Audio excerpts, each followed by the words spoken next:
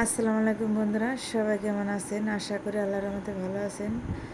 আবার আপনাদের সামনে নিয়ে আসলাম খুবই মজাদার সুস্বাদু লোভনীয় একটা ট্যাংরা মাছ। এটা হলো দেশি নদীর ট্যাংরা মাছ বন্ধুরা। এই রান্নাটা বন্ধুরা এত মজা হয়েছে কি বলবো, খুবই মজাদার একটা রান্না বন্ধুরা। আসেন মূল ভিডিওতে চলে যায় বন্ধুরা। দেখেন এই যে আপনাদের ভাইয়া সকালবেলা মাছ এনেছে, একদম তরতাজা টাটকা মাছ বন্ধুরা। দেখেন, না দেখলে বিশ্বাস করবেন না, সব মাছ একদম তাজা ফাল পারতাছে, এরকম তরতাজা টাটকা মাছ বন্ধুরা। খেতে যে কি ভালো লাগে, তার মধ্যে আবার ডিম, মাছ সবটি মাছের মধ্যে ডিম হয়েছে, এরকম ডিমওয়ালা মাছ খেতে বন্ধুরা সেই স্বাদ। মাছটা এখন আমি কুটিয়ে বেছে ধুয়ে নেব বন্ধুরা। এখন আমি রান্না করে চলে যাবো। মাছটা কাটা হয়ে গেছে, অফ ক্যামেরায় কেটে নিয়েছি বন্ধুরা। এখন তেলের মধ্যে দেবো পেঁয়াজ কুচি। পেঁয়াজ কুচিটা দিয়ে সুন্দর করে আমি ভেজে নেব যে পর্যন্ত পেঁয়াজের কালারটা চেঞ্জ না হয় বন্ধুরা। এখন আমি সুন্দর করে নেড়ে চেড়ে দেবো। এই যে বন্ধুরা আমার পেঁয়াজের কালারটা চেঞ্জ হয়ে গেছে।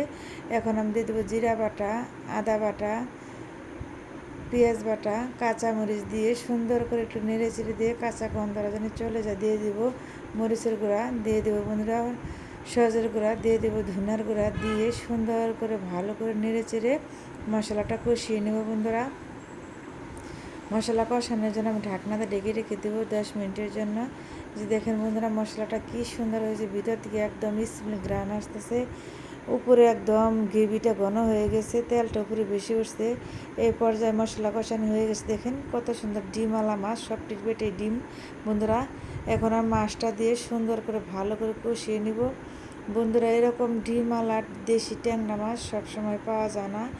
নদীর ট্যাংরাটা খেতে বন্ধুরা কি বলবো, কি যে মজা, সেটা মানে আপনারা তো দেখা যাইতেছে না যে মাছটা কি সুন্দর সুস্বাদু। আর দেখতে দেখেন এরকম চকচক, একদম স্বর্ণের মতো চকচক করতেছে। আমি ঢাকনাটা ডেকে রেখে কষিয়ে নেব ভালো করে বন্ধুরা। মাছটা যত কষানি ভালো হবে, খেতে টেস্ট হবে বন্ধুরা। কষিয়ে নিয়ে ভালো করে আমি মাছটাকে আবার ঢেকে রেখে 2 মিনিটের জন্য। দেখেন বন্ধুরা আমার মাছটা কষানি প্রায় হয়ে গেছে। এখন আমি মাছটাকে কী করবো বন্ধুরা, তুলে নেব বাটির মধ্যে, বলের মধ্যে তুলে নেব। দেখেন কি সুন্দর কালার হয়েছে, একটা সুগারান বেরোচ্ছে। এখন আমি তুলে নিয়ে তারপর আমি সবজি দিয়ে দেবো বন্ধুরা। আমি বেগুন দিয়ে রান্না করব, একদম কচি বেগুন। আমি 2টা বেগুন দিয়েছি, 4 ফালি করে নিয়েছি। আমরা তো মাছে ভাতে বাঙালি বন্ধুরা, মাছ না হলে আমাদের চলেই না। তার মধ্যে যদি এরকম মাছ হয় তাহলে তো কোনো কথাই নেই, অনায়াসে পেট ভরে 2 প্লেট ভাত খাবেন এরকম তরকারি দেয় বন্ধুরা। আমার হাজব্যান্ডের খুবই পছন্দ এই মাছটা, মানে কি বলবো, তার যে এত পছন্দ, মানে খুবই সে মজা করে তৃপ্তি করে ভাত খায়। দেখেন বন্ধুরা এই যে রান্নাটা প্রায় এই যে বলক উঠে গেছে শেষের দিকে। এখন আমি সেই মাছটা সুন্দর করে ঝোলের মধ্যে দিয়ে দিব। এই যে মাছটা আমি সুন্দর করে দিয়ে দেবো, নামিয়ে রেখেছিলাম। দেখেন কত সুন্দর ডিম বেরিয়ে পড়ছে পেটের দিকে।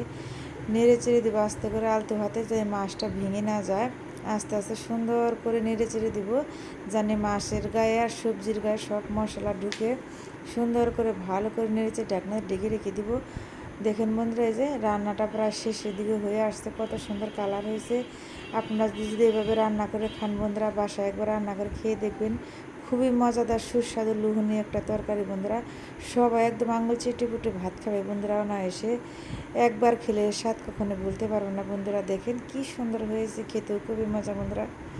যদি আমার ভিডিওটা আপনাদের কাছে ভালো লাগে বন্ধুরা, লাইক কমেন্ট করে সাবস্ক্রাইব করে আমার পাশে থাকবেন।